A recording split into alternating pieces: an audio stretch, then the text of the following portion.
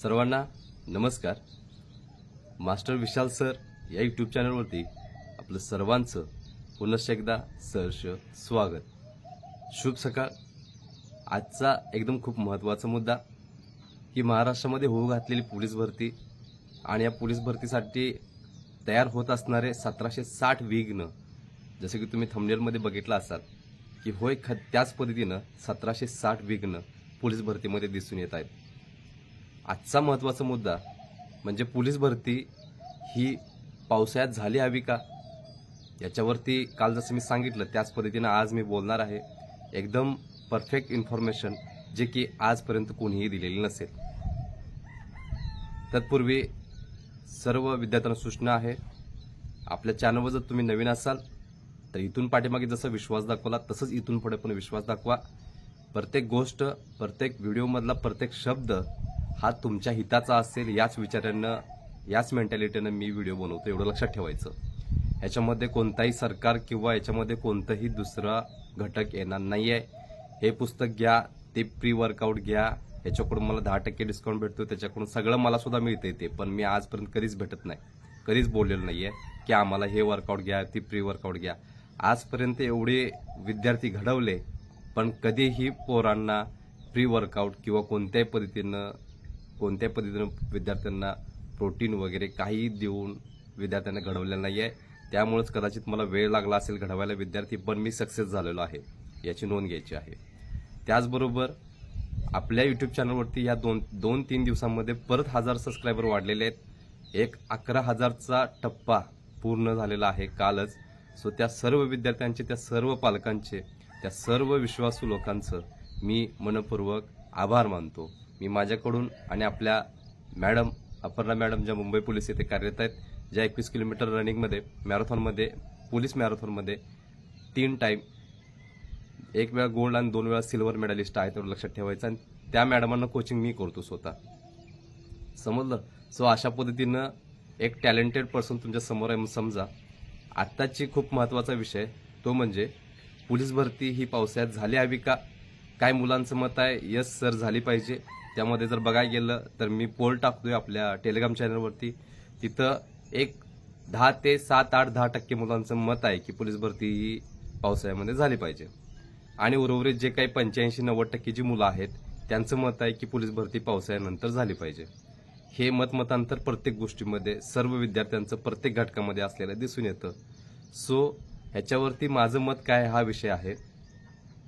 एकंदरीत तुम्ही जर हुसेन बोल्ट म्हणा, मो फराह म्हणा, किपचोगे म्हणा, अविनाश साबळे म्हणा, हिमा दास म्हणा, किंवा जे काही ॲथलेटिकमध्ये बाप आहेत ती लोक, त्या लोकांना म्हटलं की तुमचा वर्ल्ड रेकॉर्ड 9.5 सेकंदाचा आहे, हुसेन बोल्टला बोललो की तुमचा वर्ल्ड रेकॉर्ड हा 9.5 सेकंदाचा जर असेल तर तुम्हाला रोड रन करायचा आहे। आता अचानकच तुम्हाला मी रोड रन करायला लावणार आहे आणि तुम्ही 9.5 मध्ये मारायचा आहे। हुसेन बोल्ट काय बोलेल तुम्ही विचार करू शकता। तो काय बोलेल यापेक्षा त्याचं टायमिंग किती येईल त्याच्यावरती विचार करू शकताय। तो काय बोलेल, तो काय उतरेल त्याच्यापेक्षा जे स्टड घालून तो जो पळतोय आता मैदानावरती, ते ग्राउंड आणि डांबरीचं ग्राउंड ह्याच्यामध्ये काय फरक आहे का? कमीत कमी आपण 19+ आहोत, एवढ्या गोष्टी तर आपल्याला कळू शकतात, समजलं। सो काही गोष्टी आहेत ज्या विचारपूर्वक कराव्या लागतात, लक्षात घ्या। जर शेतकऱ्याला बोललो की पावसाळा 1 महिनाभर पुढे पडणार आहे, तू आताच बियाणे पेरून टाक, काय होईल? ते बियाणं किडे मुंगी खाऊन टाकतील। अशा पद्धतीने ज्या त्या गोष्टी प्रत्येक विषयामध्ये, प्रत्येक वेळी त्या हवामानानुसार त्या गोष्टी झाल्या पाहिजेत, असं माझं वैयक्तिक मत आहे। ठीक आहे। सो खूप महत्त्वाच्या गोष्टी आहेत। 1-2 मिनिटं थांबतोय, पाऊस कंटिन्यू चालू झालेला आहे। 1-2 मिनिटं थांबतोय, पावसामध्येच आहे।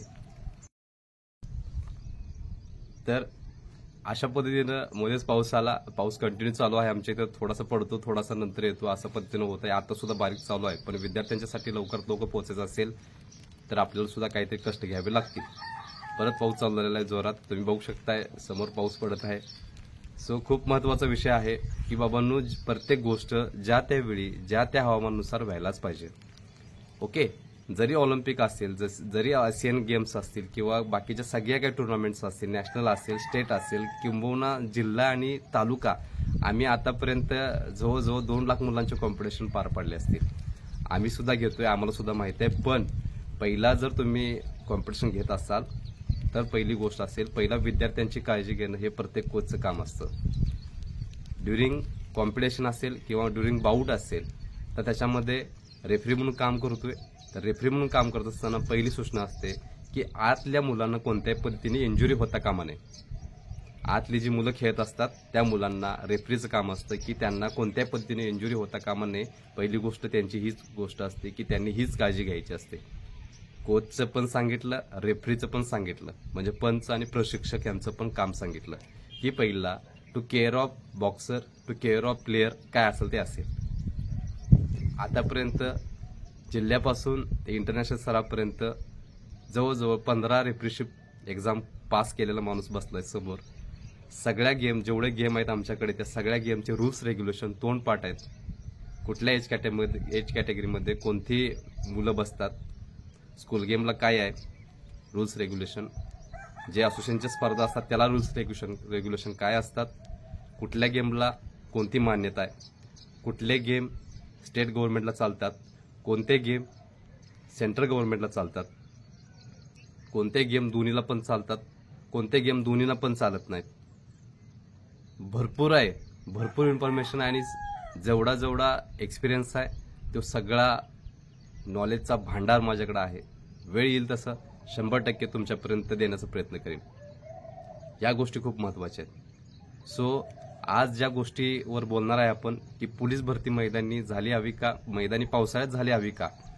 काही महाराष्ट्रांनी काल मला उत्तर दिलं की सर पर्सनली टेलिग्रामला, त्यानंतर मी टेलिग्रामवरती एक मेसेज टाकलेला होता की बाबांनो मला तुम्ही कच्चा पैलवान समजू नका, मी कोल्हापूरचा आहे. दुसरी गोष्ट 14-15 वर्ष अशाच पद्धतीनं रगडत झगडत अनेक अपमान सहन करत, अनेक गोष्टी सहन करत, 2 वेळा ओढ्यातून वाहून जाताना वाचलो, 2-3 वेळा परत कोल्ह्यांच्या तावडीतून वाचलो.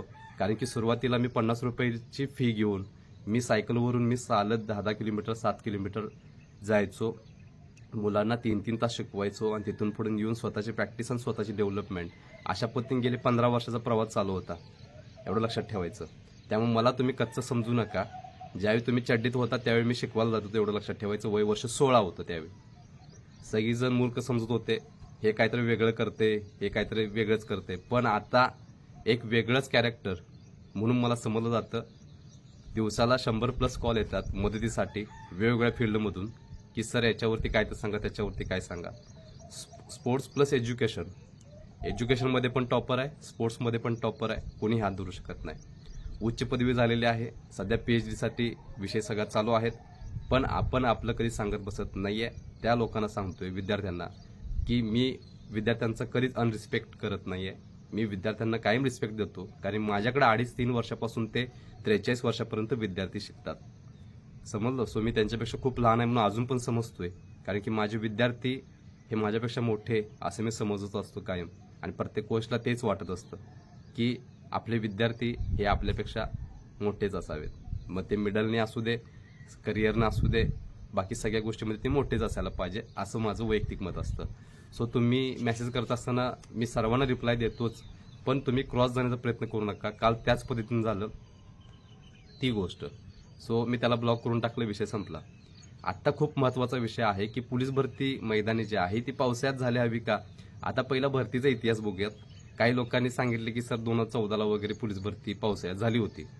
ठीक आहे, मान्य आहे, पावसाळ्यात झाली होती.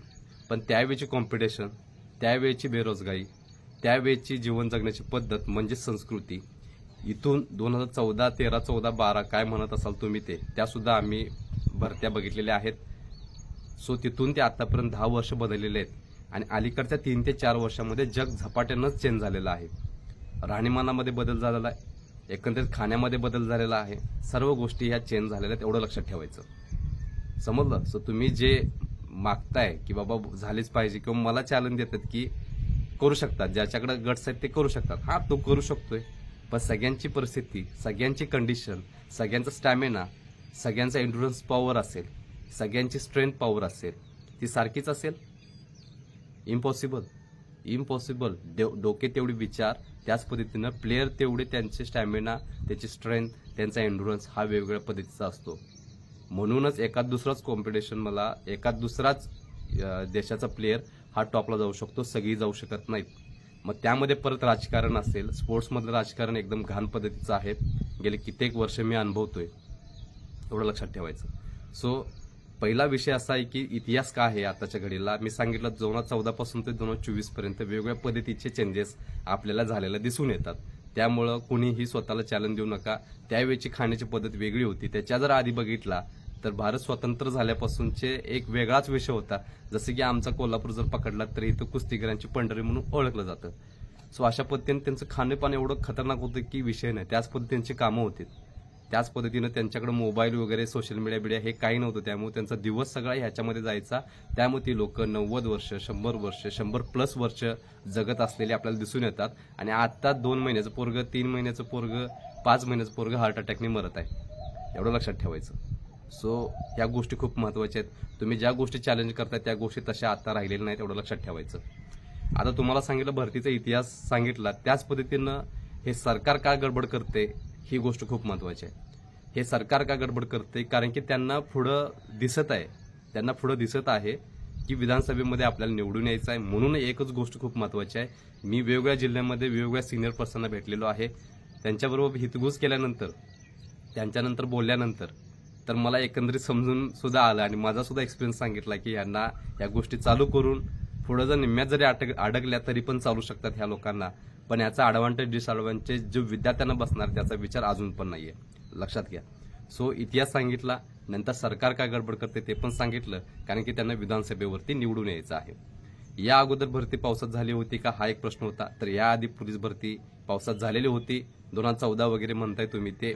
सो त्यानंतरची मी जसं मगाशी बोललो की जसं जीवनशैली बदलली त्या पद्धतीनं सगळं चेंज होत झालेलं दिसून येतं. नंतर कशा पद्धतीनं निसर्ग बदललेला आहे ते पण तुम्हाला सांगितलं.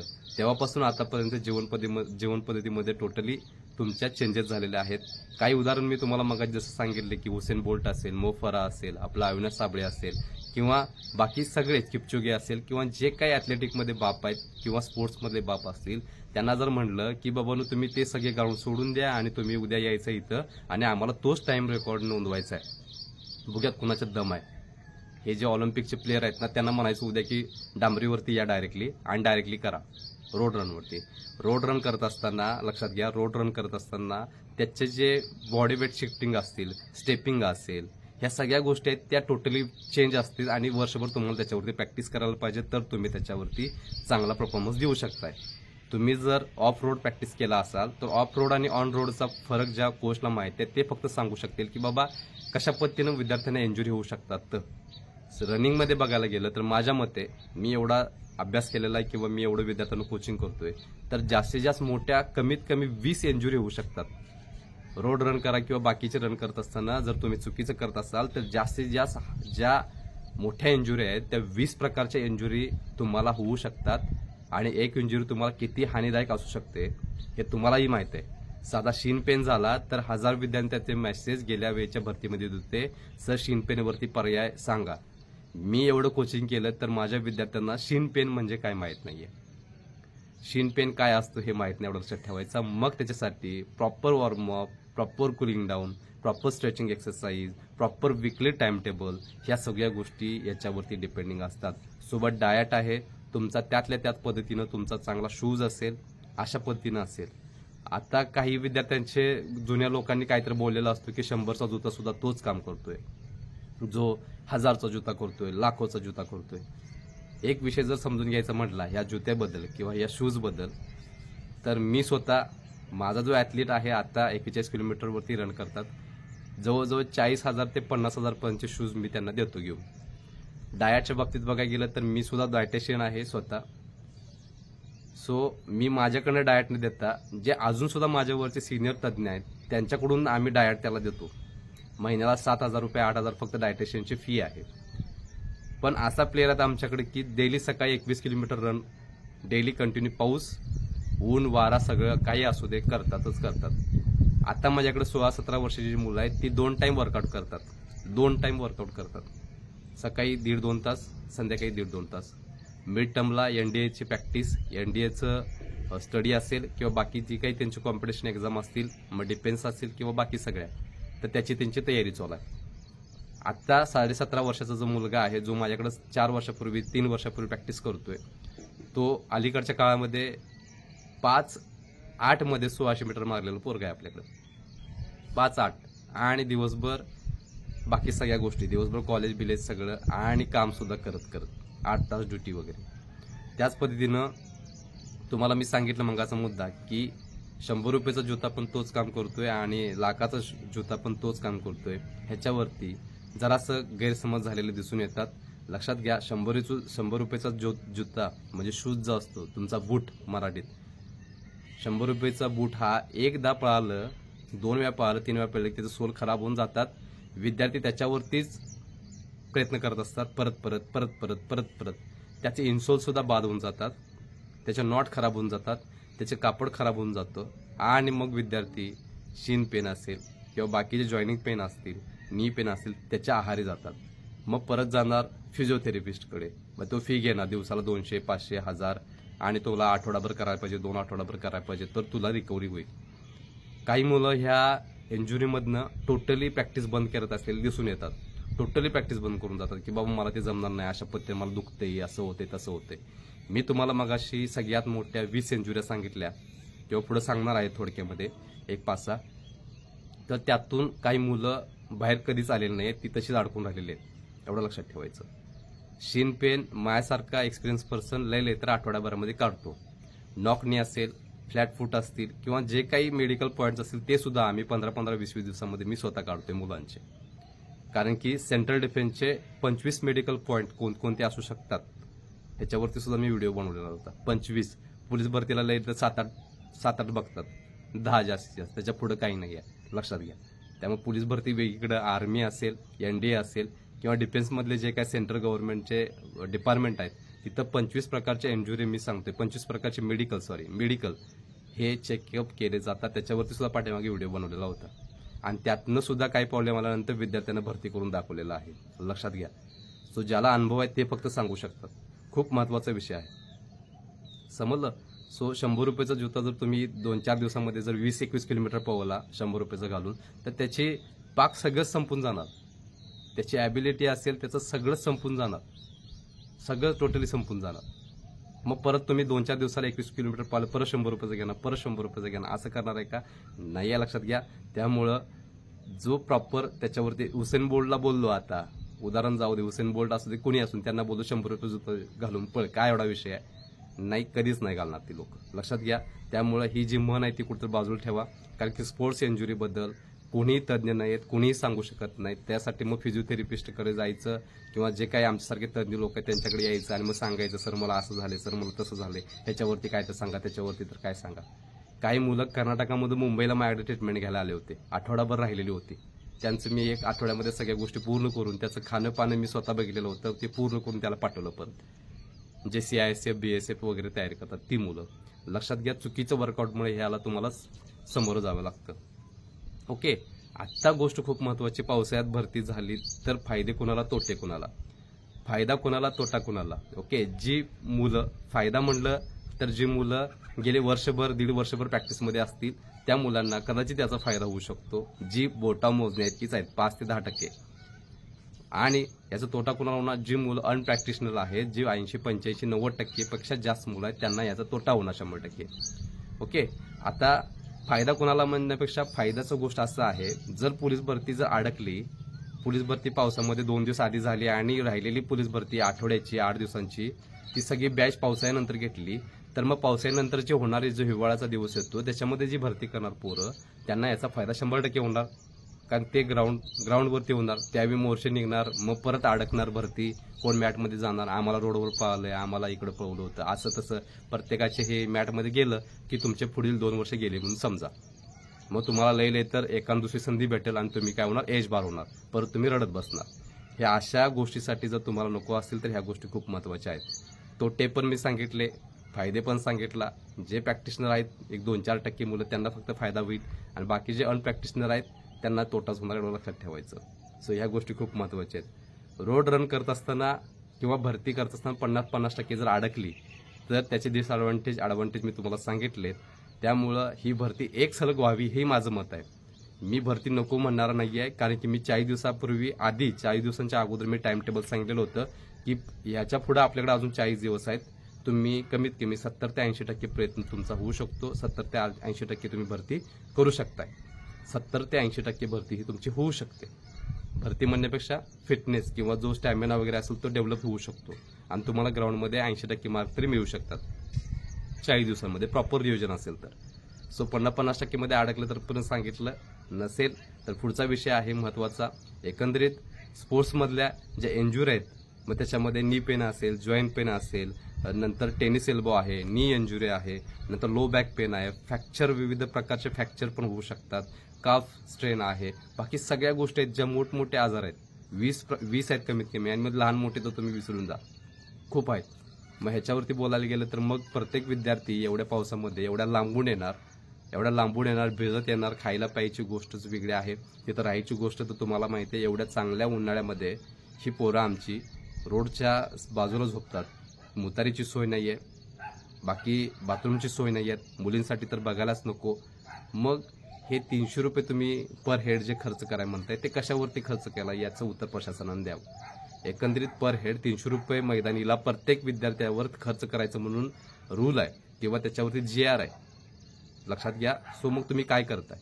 मग तुम्ही टेंट लावणार म्हणताय, मग सगळी मग ते गच भरायची, त्यांना खायचं प्यायचं वांदेच आहेत. कारण पावसाळ्यात तुम्हाला माहिती आहे भिजत कोण जाणार, कोण खाणार, आणि सोबत योग्य प्रकारचा डायट नसतो मुलांच्या, कोण कसं पण असतं. कारण की आपण ग्रामीण भागातले आहेत, आपली परिस्थिती नाही आहे. ती लोक ऑलिम्पिकमध्ये जरी त्यांचं वर्ल्ड रेकॉर्ड करत असतील किंवा ऑलिम्पिकमध्ये ते मेडल मिळवत असतील, पण आमच्यासाठी सुद्धा ही ऑलिम्पिकच असेल असं लक्षात ठेवायचं.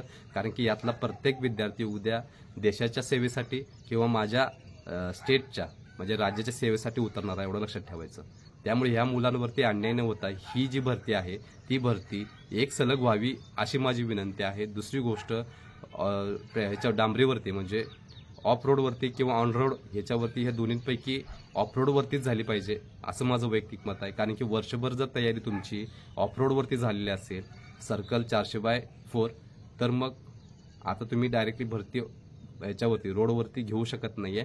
त्याच्यासाठी रूल्स रेग्युलेशन वेगळे आहेत. जसे की मागाशी तुम्हाला बोललो की हुसेन बोल्टला सांगितलं की ॲथलेटिक तुम्ही ज्या ग्राउंडवरती तुम्ही मारताय तुम्ही डांबरीवरती पण 9.5 सेकंदमध्ये मारा. नाही, त्याच्यासाठी रूल्स रेग्युलेशन वेगळे असतील टोटली, लक्षात घ्या.